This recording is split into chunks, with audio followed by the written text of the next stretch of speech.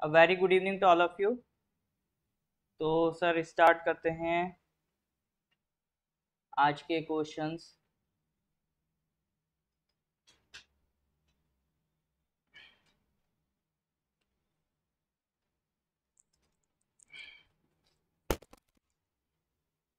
हाँ जी।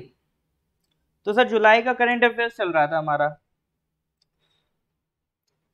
जुलाई के बढ़िया बढ़िया क्वेश्चन हम पढ़ रहे थे।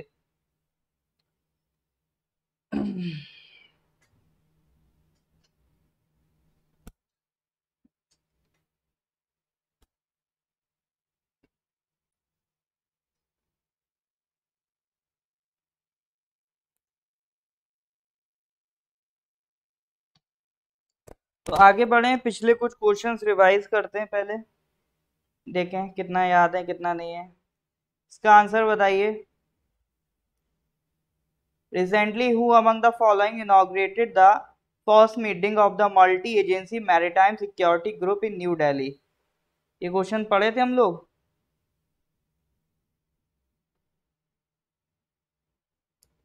शुभ संध्या जी।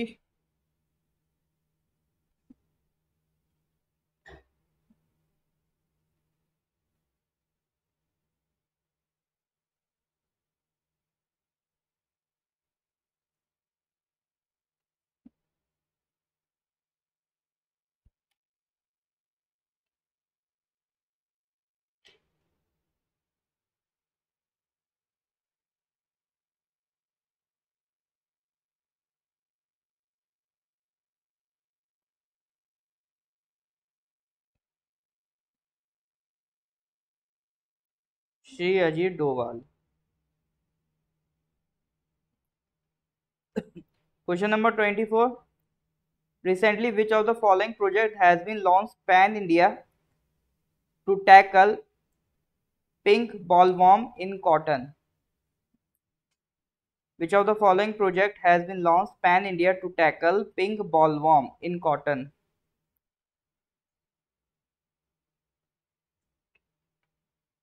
Good evening जी, good evening.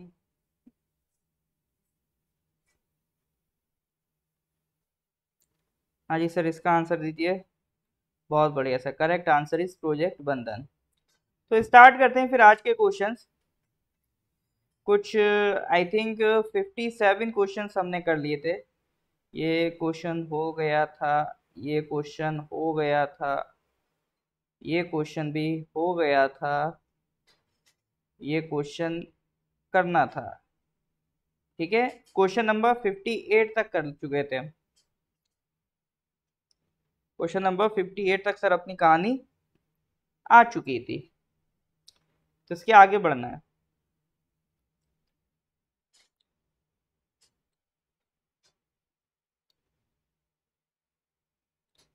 ये रहा question number 59। Recently, the 51st Pacific Island Forum 2022 meeting was held in which of the following countries? अभी और पहले भी अभी हमने न्यूज में पढ़ा था इसके बारे में। तो 51st Pacific Island forum meeting अभी किस कंट्री में हुई थी? Was held in which of the following countries? हाँ जी, क्या होगा इसका करेक्ट आंसर?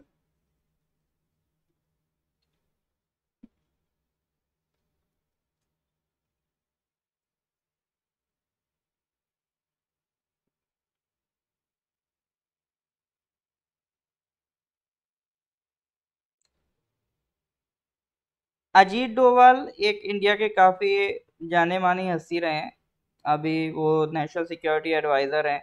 इससे पहले उन्होंने RNDW में भी काम किया है, ठीक है, उसको लीड किया है। तो उनके जो ऑपरेशंस हैं वो काफी अच्छे माने गए हैं। एक बड़ा जो उनका कंट्रीब्यूशन माना जाता है, सिक्किम को इंडिया में इंटीग्रेट करना।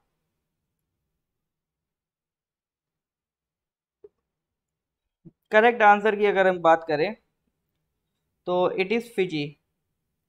फिजी अगर आप देखोगे तो अभी मैप नहीं मेरे पास, ऑस्ट्रेलिया से थोड़ा सा आप नॉर्थ ईस्ट जाओगे, ऑस्ट्रेलिया से इस डायरेक्शन में, तो एक पूरा जो मेलानेशिया का ग्रुप ऑफ कंट्रीज है उसमें एक आइलैंड कंट्री मिलेगा फिजी। ठीक है, तो पैसिफिक आइलैंड फोरम की मीटिंग वही हुई थी। 18 मेंबर हैं। ऑस्ट्रेलिया है, कुक आइलैंड्स है, Federation of Micronesia, Fiji, French Polynesia, Kiribati, Nauru, Palau, Republic of Marshall Island, New Caledonia, New Zealand, New Papua New Guinea, Samoa, Solomon Island, Tonga, Tuvalu and Vanuatu.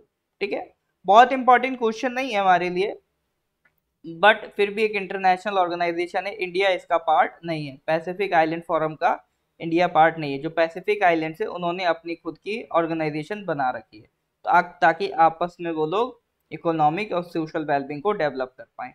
ठीक है,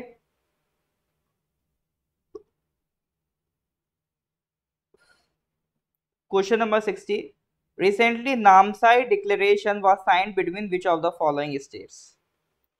हाँ जी sir, तो ये आपका north east का सवाल है।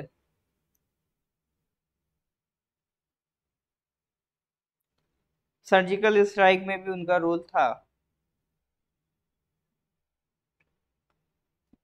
Recently Namsai declaration was signed between which of the following states.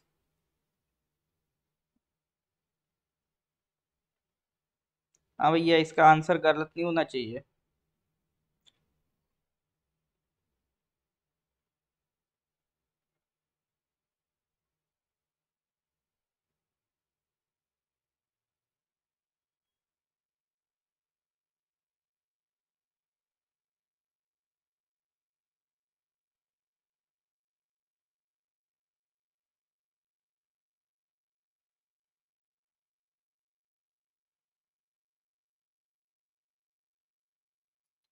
पिछले क्वेश्चन का करेक्ट आंसर फिजी था। फिजी। ठीक है, नामसाई डिक्लेरेशन, जल्दी जवाब दो, सब लोग जवाब दो इसका। आसाम एंड अरुणाचल प्रदेश। ठीक है, तो कुछ इंटर स्टेट बाउंड्री जो डिस्प्यूट था 123 विलेजेस को लेके, उसको रिजॉल्व करा है, उसको मिनिमाइज करा है। ठीक है, ऐसा नहीं कि कंप्लीटली रिजॉल्व हो गया है, उसको जितना हो सकता है मिनिमाइज करा है नामसाई डिक्लेरेशंस। अरुणाचल प्रदेश के सीएम पेमा खांडू जी और आसाम के सीएम हेमंत बिस्वा शर्मा जी। ठीक है, उन दोनों ने मिलकर ये डिक्लेरेशन साइन किया, तो वो याद रखना कि इन दो स्टेट्स के बीच में ये डिक्लेरेशन है। ठीक है, अच्छा, अपना स्टेटहुड तो ये तो पता ही है, फरवरी 1987 में होता है।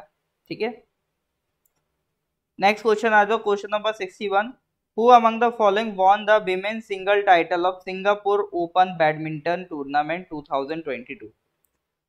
Who among the following won the women's single title of the Singapore Open Badminton Tournament 2022? Saina Nehwal, PV Sindhu, Wang Ziyi, Han Yi।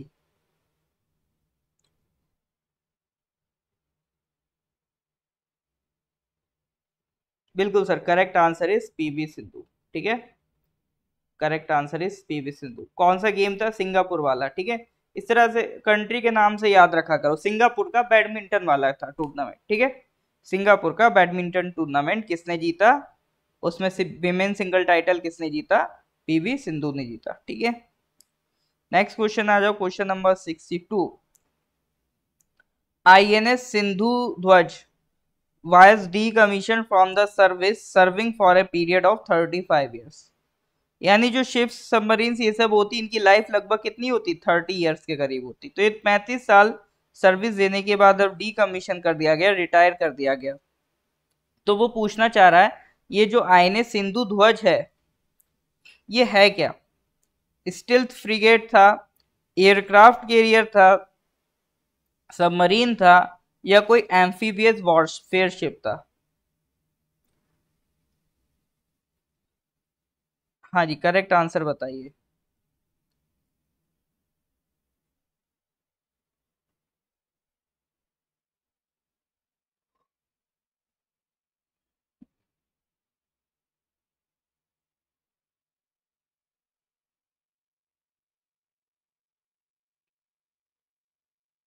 C answer.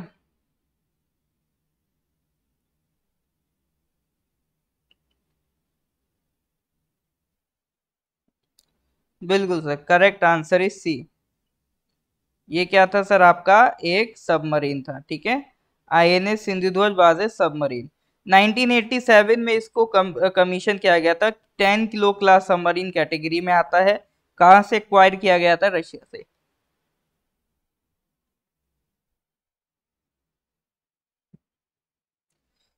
एक चीज और, it was the only submarine awarded the CNS rolling trophy for innovation, ठीक है।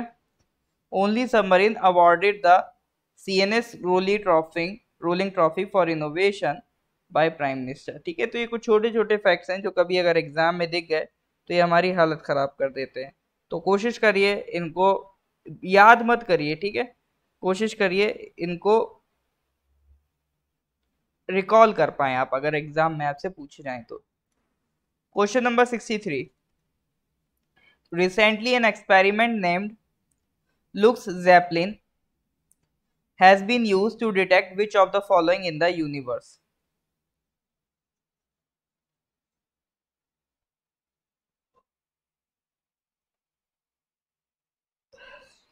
एक experiment का नाम दिया looks Zeppelin, तो किसके लिए बनाया गया ये एक्सपेरिमेंट, पूछ रहा है। हाँ जी सर, सी या बी या डी।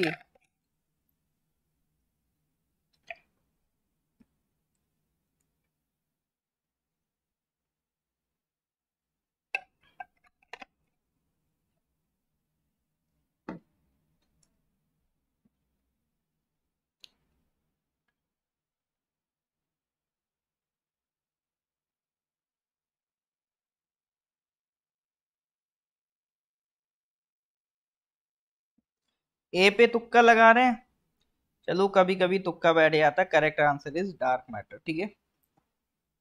यूनाइटेड स्टेट्स में एक प्रोजेक्ट चल रहा है लुक्स जैपलिन, ठीक है। ये किस लिए चल रहा है सर, डिटेक्ट डार्क मैटर को डिटेक्ट करने के लिए। अब ये सर डार्क मैटर होता क्या है,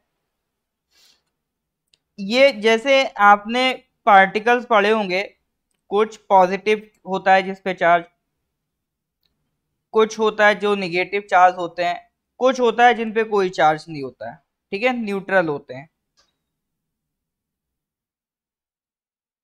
तो डार्क मैटर उन्हीं तरह के पार्टिकल्स के मिलके बना है जिनके ऊपर कोई चार्ज नहीं होता है, made up of particles that do not have a charge.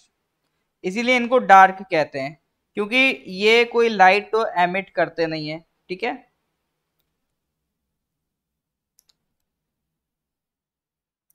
और चूंकि लाइट एमिट नहीं करते हैं तो डार्क हो गए, बट चूंकि इनका मास होता है एक नॉर्मल मैटर की तरह, इसलिए इनको मास भी कहते हैं। ऐसे पार्टिकल्स जो लाइट भी एमिट नहीं करते और वो मास भी पजेस करते हैं, तो वो कहलाते हैं आपका डार्क मैटर। तो डार्क मैटर कोई पूछे तो कह देना नो चार्ज, डार्क मैटर पूछे तो सर नो चार्ज। चलो इसी के साथ next question, question number 64। Recently, which of the following institutions have installed the first ever made in India surgical robotic system SSI Mantra. जैसे सर्जरी जैसी चीज है, it requires a certain amount of precision, इसमें precision की बहुत जरूरत होती है। And machines are famous for their precision, कि बिल्कुल सटीक जगह पर अगर कुछ कट लगाना है, कुछ चेंज करना है, तो मशीन्स इसके लिए फेमस है, या मशीन्स का ही ये प्लस पॉइंट है। तो अगर कोई ह्यूमन हैंड सर्जरी करता था तो आपने सुना होगा एक अच्छा सर्जन वही बनता है जिसकी प्रिसीजन ज्यादा अच्छी होती है। तो अब चूंकि रोबोट्स आ जाएंगे तो हमें और अच्छा प्रिसीजन मिल पाएगा। तो सर्जिकल रोबोट पहली बार मेड इन इंडिया एक बनाया गया, इंडिया में एक सर्जिकल रोबोट जिसका नाम है एसएसआई मंत्रा। तो वो कौन से इंस्टीट्यूशन में इंस्टॉल हुआ है, इसमें कोई तुक्का बताना चाहेगा अपना। Okay,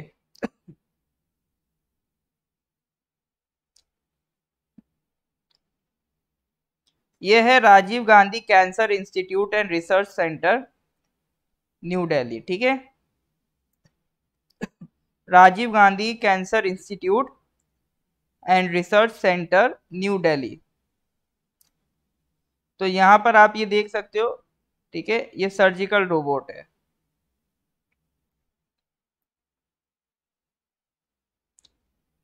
it is a brain child of world renowned robotic cardiac surgeon doctor Sudhir P Srivastava, जो इसको स्टार्ट करने जा रहे हैं। ठीक है, अब इंडिया में रोबोटिक सर्जरी एक्सेसिबल भी होगी और अफोर्डेबल भी होगी भारत के लोगों के लिए। ठीक है, ये इसका पर्पज है, क्योंकि भारत की खुद की हुई बनी हुई मशीन है।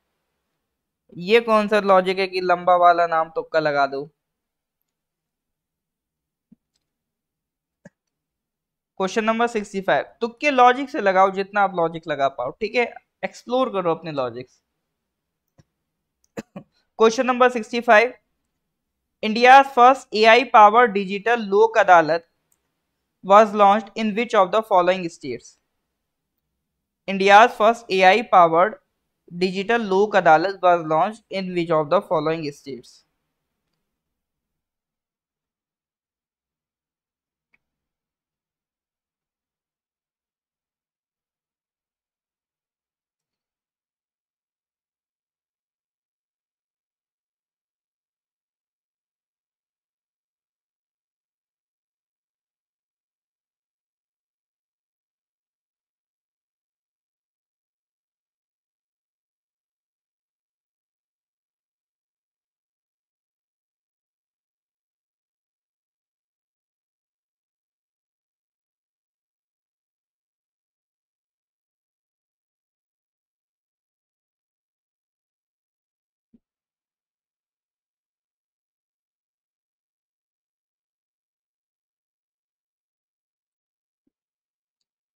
All right, खैर इसका करेक्ट आंसर इज राजस्थान। ठीक है, जहां पर पहली आप देख सकते हो ऑर्गेनाइज पंचायत पहली कहाँ आई थी, राजस्थान में। इसी तरह से फर्स्ट एआई पावर्ड लोक अदालत भी आपको कहाँ दिखने को मिलेगी, राजस्थान। अब सर ये लोक अदालत का कंसेप्ट क्या है? लोक का मतलब होता है पीपल, लोक अदालत मतलब पीपल्स कोर्ट। जैसे अगर आज आप सोसाइटी में देखो तो हमारे पास क्या है, सुप्रीम कोर्ट है, हाई कोर्ट है, डिस्ट्रिक्ट कोर्ट्स हैं। ठीक है, लेकिन अगर आप उनका बर्डन देखोगे तो वो बहुत ज्यादा हाई है, बहुत ज्यादा बर्डन है। सुप्रीम कोर्ट हो, हाई कोर्ट हो या डिस्ट्रिक्ट कोर्ट हो, अपने अपने सबके बर्डन है। और कोई केस अगर मान लो डिस्ट्रिक्ट कोर्ट में आप हार भी गए तो अल्टीमेटली जब तक आप सुप्रीम कोर्ट नहीं हुए आते हो तब तक आप हाथ पे हाथ धर के नहीं बैठते हो। ठीक है, तो ये भी सीन है। तो इसी के लिए कुछ प्रोसीजर सोचा गया कि कोई अल्टरनेट डिस्प्यूट रेजोल्यूशन का तरीका निकाला जाए। ठीक है, इसको कहते हैं ADR system, alternate dispute resolution. तो एक अलग अल्टरनेटिव तरीका होना चाहिए इन डिस्प्यूट्स को सॉल्व करने का।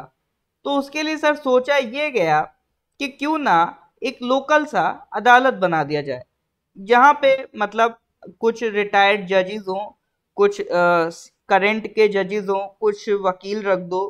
ठीक है, मतलब एक जैसे होता है ना पंचायत टाइप, कि घर के बड़े चार बुजुर्ग बैठ गए और घर का कोई मसला सॉल्व करवा रहे हैं, तो उस तरह का कोई सिस्टम बनवा दो। क्योंकि देखो अदालत जो वर्क करती है, कोर्ट्स वो प्रॉपर प्रोसीजर के साथ वर्क करती हैं। ठीक है, तो वहां पर हर एक चीज स्टैंडर्ड फॉर्मेट में होनी चाहिए। तो एक प्रोसीजर होने की वजह से कई बार क्या होता है, चीजें स्लो हो जाती हैं। अगर आप प्रोसीजर से चलोगे तो चीजें कैसी चलती, स्लो चलती हैं।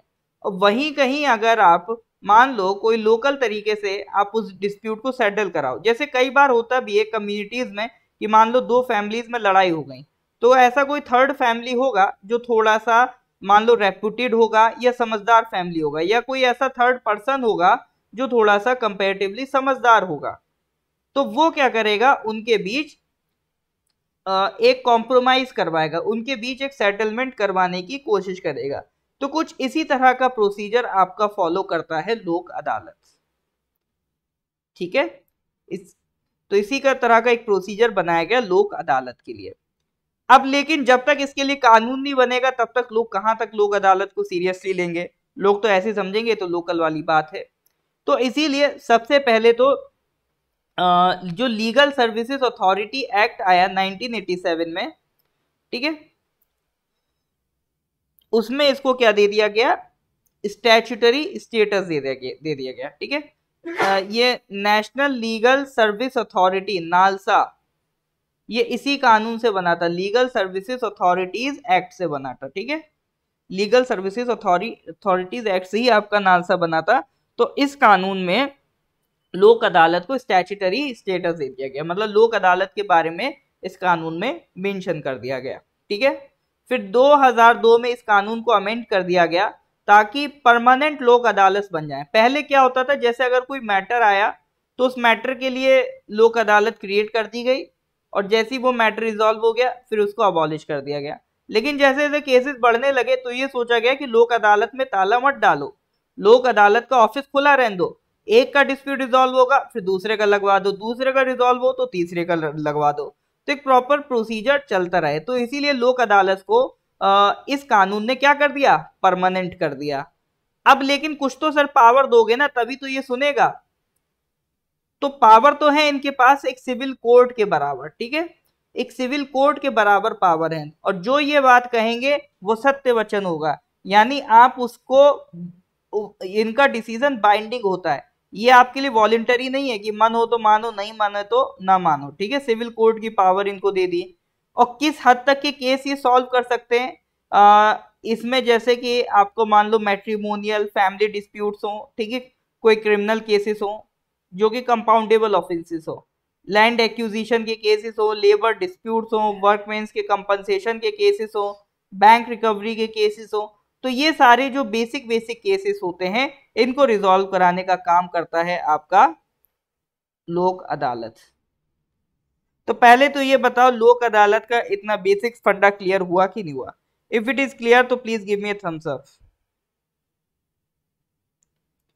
हाँ जी सर, अगर क्लियर है तो please give me a thumbs up.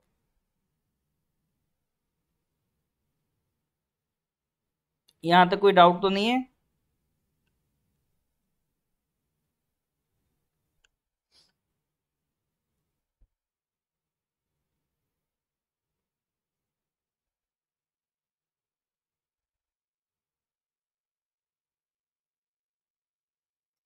तो जो छोटे मोटे केसेस हैं, ठीक है, जो आपको लगता है वही सॉल्व हो जाएंगे, तो जहां पर ज्यादा मेहनत की जरूरत नहीं है तो उनके लिए बना दिया गया लोक अदालत, ठीक है सर। All right.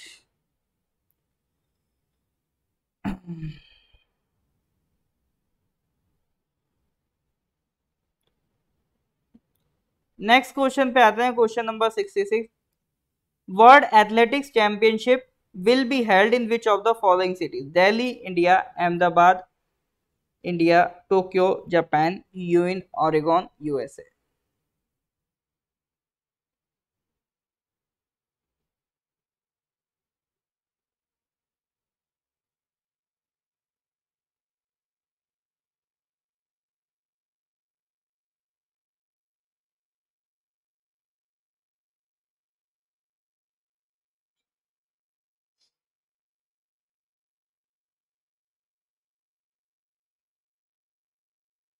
हाँ जी सर,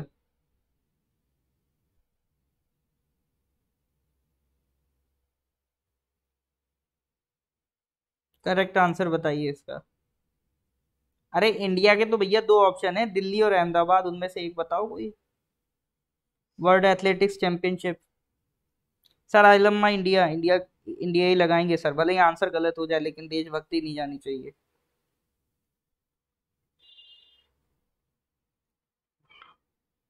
बी भी लग रहा, डी भी लग रहा,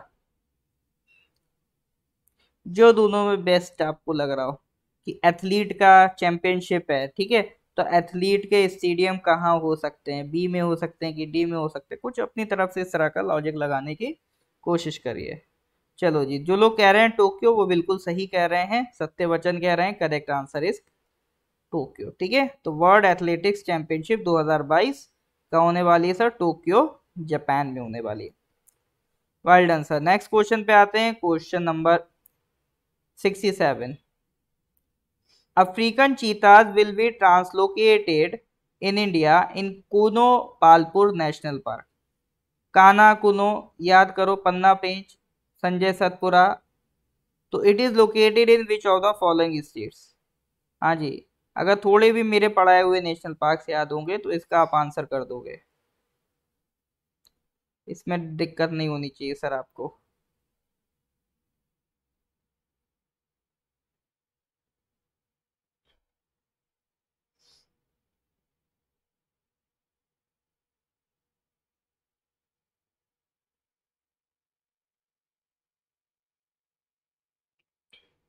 बिल्कुल सर, कान्हा कुनो, पन्ना पेंच, संजय सतपुरा, बंधवगढ़, माधव वन विहार, डायनासोर फॉसिल, ये सारे नेशनल पार्क कहाँ हैं?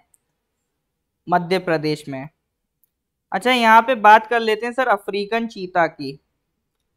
इसका साइंटिफिक नेम कॉनिक्स, नहीं एसिनोनिक्स, एसिनोनिक्स जुबाटस, इस तरह से कुछ दिखता है आपका अफ्रीकन चीता। ठीक है, एक एशियाटिक चीता अलग होता है, अफ्रीकन चीता अलग होता है। तो अफ्रीकन चीता है तो अफ्रीका में तो सर मिलेगा ही मिलेगा, कैसी बात कर रहे हो।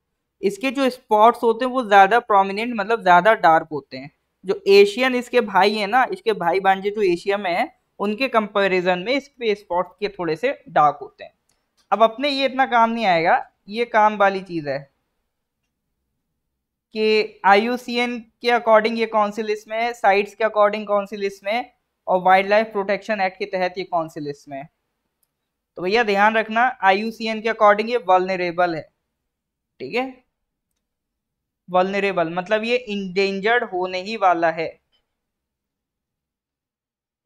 और साइट्स के अकॉर्डिंग ये अपेंडिक्स 1 में है, यानी इनकी ट्रेडिंग नहीं कर सकते, इलीगल ट्रेडिंग अलाउड नहीं है। मतलब ट्रेडिंग तो इलीगल तो कुछ भी अलाउड नहीं है, ट्रेडिंग इसकी ज्यादा अलाउड नहीं है, अपेंडिक्स 1 में होने का मतलब है। और wild life protection act schedule 2 में आने का मतलब है इस पर बहुत ज्यादा स्ट्रिक्टनेस है। ठीक है, मतलब इनकी ऊपर स्ट्रिक्टनेस ज्यादा है, इनको कंजर्व करने के लिए प्रोसीजर्स हैं। तो ये याद रखना किस में आते हैं ये। अब नहीं हो रहा है एक्सटिंक्ट, अब तो काफी हमने ये आपका जो प्रोजेक्ट टाइगर चलाया 1973 में, नेशनल टाइगर कंजर्वेशन अथॉरिटी बनाई, तो इन सब चीजों ने टाइगर की पॉपुलेशन को इंडिया में काफी हद तक बढ़ा दिया है। तो टाइगर की पॉपुलेशन की अभी तो फिलहाल चिंता नहीं है हमारे पास, अच्छी खासी पॉपुलेशन हो गई। ठीक है, question number 68, recently which of the following schemes has been launched by the government of India for cleaning of sewers and septic tanks? बताइए सर।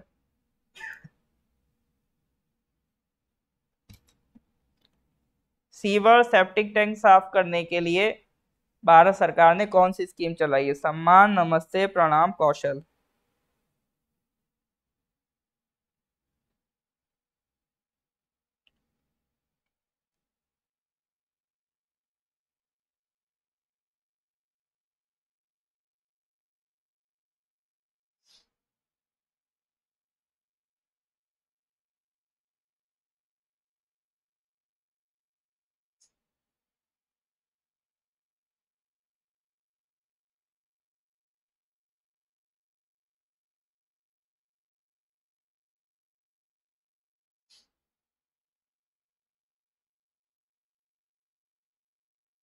सम्मान होता होगा, बहुत सही।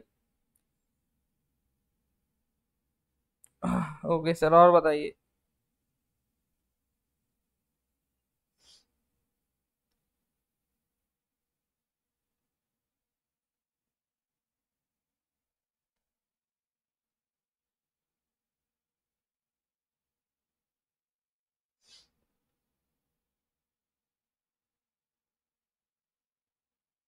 ओके, करेक्ट आंसर पे आते हैं। करेक्ट आंसर इज नमस्ते। नमस्ते का मतलब ही है national action plan for mechanised sanitation ecosystem. ठीक है, नमस्ते बोले तो नेशनल एक्शन प्लान, एनए का मतलब क्या है? National action plan. फिर एम का मतलब क्या है? For mechanised sanitation. एमए का मतलब क्या है? For mechanised sanitation. एस का मतलब सैनिटेशन। ठीक है, वो एस टी का मतलब सैनिटेशन। तो NA मतलब national action plan, MA for मतलब मैकेनाइज, और ST मतलब sanitation, E for ecosystem. National action plan for mechanise sanitation ecosystem. तो ये प्रॉपर बनाया गया है to clean septic tanks and sewers. देखो इंडिया में अभी भी एक बड़े अनफॉर्चुनेट बात ये है कि जो सीवर्स होते हैं, सेप्टिक टैंक्स होते हैं, उनको कभी कभी जैसे मान लो वो ब्लॉक हो गए, उनको साफ करने के लिए अभी भी हमारे देश में ह्यूमंस को, इंसानों को उन टैंक्स में उतरना पड़ता है, और ये लोग अपनी लाइफ रिस्क करके इस टैंक में जाते हैं, क्योंकि ऐसे टैंक जो सालों से, महीनों से बंद पड़े हों तो इनके अंदर कुछ गैसेस पास नहीं हो पाती हैं, तो ऐसी टॉक्सिक गैसेस डेवलप हो जाती हैं जो इंसानों की जान ले सकती हैं। ठीक है, तो इस सीवर की वजह से अंदर अंदर ऐसी टॉक्सिक गैसेस डेवलप हो जाती जो इंसानों की जान ले लेती हैं। जब ये नीचे उतरते हैं तो कई बार ऐसा हो चुका है कि इनकी जो सांस है रुक जाती है। लास्ट ईयर का भी डेटा है, कुछ 900 प्लस डेथ्स हो चुकी हैं इस सेप्टिक टैंक से इंडिया में। ठीक है, तो ये प्रॉब्लम अभी भी रुक नहीं रही है, बावजूद इसके कि हमारे पास प्रॉपर कानून है इसको बैन करने के, स्टिल अभी भी ऐसी कुछ जगह हैं जहां पे मशीन्स वर्क नहीं करती हैं, तो हमें ह्यूमंस को भेजना पड़ता है। तो अब सरकार इसके लिए बहुत सख्त है, इसीलिए उन्होंने एक प्रॉपर प्लान बनाया है, नमस्ते, जिसके तहत जो भी सैनिटेशन वाला काम होगा उसको क्या कर दिया जाएगा, 100% मैकेनाइज। ऐसा कोई भी टैंक नहीं छोड़ेंगे जहां पर इंसान जाके उसको सफाई करे। तो इसको कौन चला रहा है, department of drinking water and sanitation, ministry of social justice empowerment, और ministry of housing and urban affairs. हाँ जी sir, is that clear or not?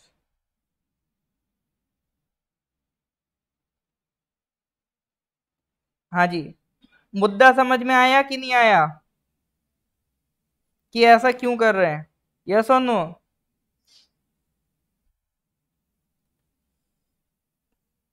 ये उनकी ही, ये उनके क्या कहते हैं सम्मान में ही किया जा रहा है गामी जी,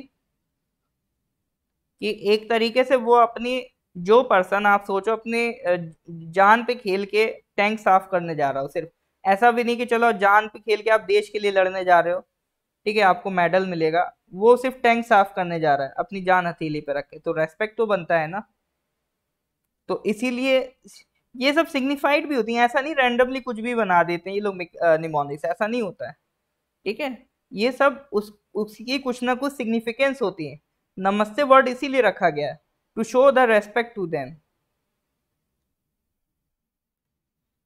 ठीक है, चलो आपने जो मतलब सिग्निफिकेंस सही पकड़ी, बट पॉइंट दूसरा था। ठीक है, चलो कुछ भी हो, घूम फिर के आंसर तो सही हो गया है ना, ये ज्यादा मैटर करता है sir. Question number 69, in which of the following states Indo-Tibetan border police has established its first mountain warfare training school in north east? North east में पहला माउंटेन वेरफेयर ट्रेनिंग स्कूल खोला है आईटीबीपी ने, कहाँ खोला है सर, जल्दी से बताइए। In which of the following states?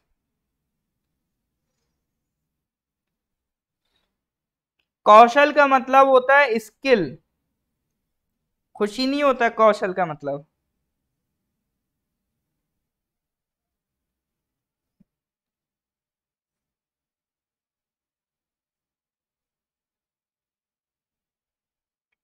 हाँ जी, क्या लगता है कौन सा ट्रेनिंग स्कूल है?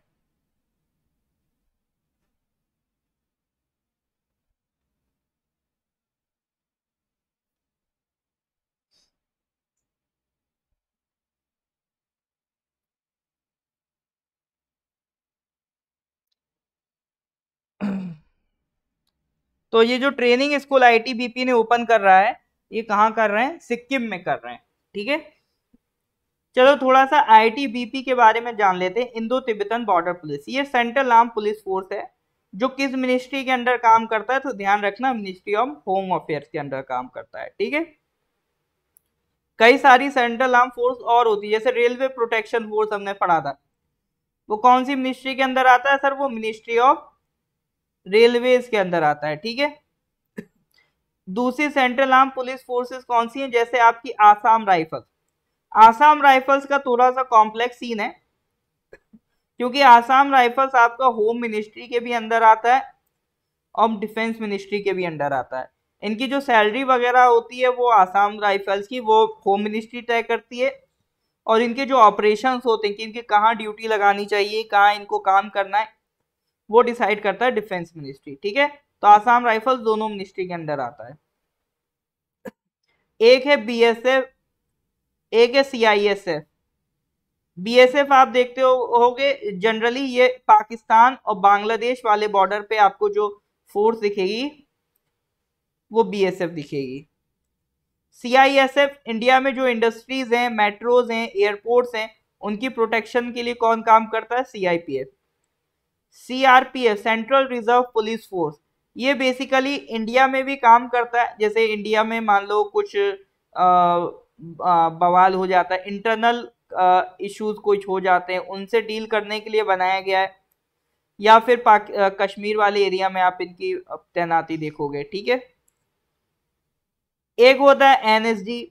एनएसजी को बनाया गया प्रॉपरली इन इंडिया ट्रेनिंग देके कि अगर मान लो कुछ हॉस्टेज सिचुएशन है कि कुछ लोगों को बंदी बना के रखा है, तो without damaging the things, minimum damages के साथ उन हॉस्टेजेस को छुड़ाना, तो इसके लिए एनएसजी को डिजाइन किया गया। जैसे जब आपका 26/11 अटैक हुआ था तब एनएसजी ने आपका रोल प्ले किया था।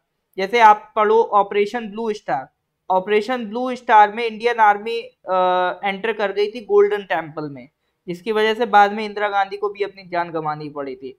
तो गोल्डन टेम्पल में एंटर तो कर गई थी आर्मी, लेकिन आर्मी की ट्रेनिंग ऐसी नहीं होती कि वो ये देखें कि डैमेज कम हो। ठीक है, उन वो तो फिर आर्मी तो फिर टैंक लेके एंटर कर गई थी, तो उससे टेम्पल को बहुत डैमेज हुआ था। तो तब से, जब से ब्लू स्टार ऑपरेशन के बाद से डिसाइड किया गया कि एक अलग से फोर्स होनी चाहिए जो मिनिमम से मिनिमम डैमेज करके आपकी सिक्योरिटी करे, तो इसीलिए नेशनल सिक्योरिटी गार्ड्स को बनाया गया। एक है आपका सशस्त्र सीमा बल। ये आप देखोगे नेपाल हो गया, भूटान वाले जो बॉर्डर्स हैं वहां पर आपको ये सशस्त्र सीमा बल देखने को मिलेगा। ठीक है सर। कमांडोज हर कहीं होते हैं, मतलब आपने इन सारी फोर्सेस के अपने अपने अलग अलग कमांडोज होते हैं। ठीक है, एनएसजी में भी कमांडोज होते हैं। तो आईटीबीपी की अगर हम बात करें, आईटीबीपी जो चाइना बॉर्डर है वहां पे ज्यादा एक्टिव आपको दिखेगी। तो ये आपका इनको क्रिएट किया गया था on 24 October 1962 during the India China war. जब इंडिया चाइना वार चल रहा था तब उनको क्रिएट किया गया था। ठीक है, and is a border guarding police force specialising in high altitude operation. तो हमारे जो चाइना के साथ बॉर्डर्स है वो बहुत हाई अल्टीट्यूड के हैं। ठीक है, इसीलिए इनको जो ट्रेनिंग दी जाती है हाई अल्टीट्यूड ऑपरेशंस की ट्रेनिंग दी जाती है।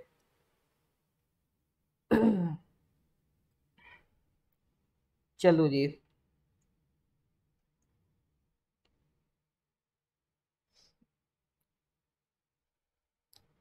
अच्छा, लेकिन आईटीबीपी 1962 में तैयार की गई थी, बट पहले ये सीआरपीएफ एक्ट में ही होती थी। 1949 का जो सीआरपीएफ एक्ट है, बाद में इसको 1992 में इनके लिए अलग से एक्ट बनाया गया था, आईटीबीपीएफ एक्ट। ठीक है, ये ध्यान रखना।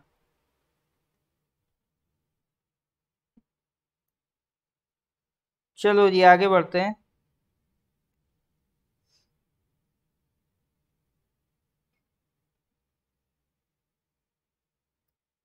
Question number 70, recently which of the following states has launched Swanirbhar Nari, an initiative to empower the indigenous weavers of the state? बताइए sir, which of the following states has launched Swanirbar Nari, an initiative to empower the indigenous weavers of the state? हाँ जी sir, correct answer क्या होगा?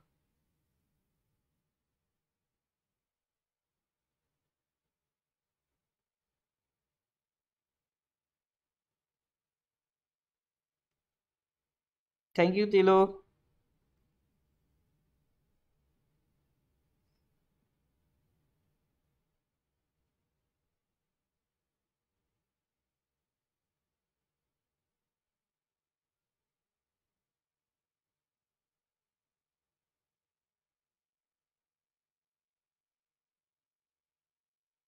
स्मृति ईरानी भी आई थी। अपना पड़ोसी, अपना पड़ोसी है सर, आसाम। ठीक है, स्वनिर्भर नारी इनिशिएटिव किसने लॉन्च किया था? आसाम ने। तो ये हैंडलूम और जो टेक्सटाइल डिपार्टमेंट है उनका ये इनिशिएटिव है। तो उनकी जो मिनिस्टर हैं आपका, सॉरी अभी तो नहीं है, हाँ अभी भी है टेक्सटाइल मिनिस्टर स्मृति ईरानी जी, वो भी आई थी। तो इसमें पर्पस क्या है? जो वीवर्स हैं, इंडिजीनियस वीवर्स हैं स्टेट के, उनको आप एम्पावर करो और फाइनेंशियल सपोर्ट प्रोवाइड करो उनकी फैमिली को। ठीक है। और सरकार जो भी हैंडलूम ये बनाएंगे उसको कौन प्रोक्योर करेगा? सरकार प्रोक्योर करेगा, ताकि ऐसा ना हो कोई मिडल मैन इनका पैसा खा जाए। ठीक है। तो स्वनिर्भर नारी वेब पोर्टल बनाए जिसके तहत ये जो भी हैंडलूम रेडी करेंगे उसको कौन प्रोक्योर करेगा? सर, सरकार प्रोक्योर करेगी। ठीक है जी।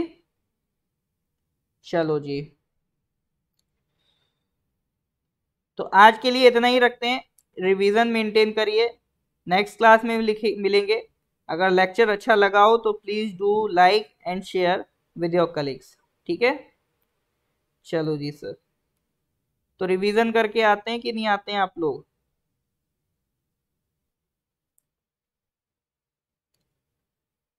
उम्मीद है कुछ नया सीखने को मिला होगा आज आप लोगों को। बस देखो, जीके में यही सब है, इसी तरह से धीरे धीरे धीरे धीरे चीजें सीखते रहोगे ना, अपने आप एक्सपर्ट हो जाओगे और इतने ज्ञानी हो जाओगे कि फिर दुनिया से कटे कटे फील करोगे। ठीक है सर। चलो जी, फिर मिलते हैं नेक्स्ट क्लास में। Till then goodbye, have a nice day.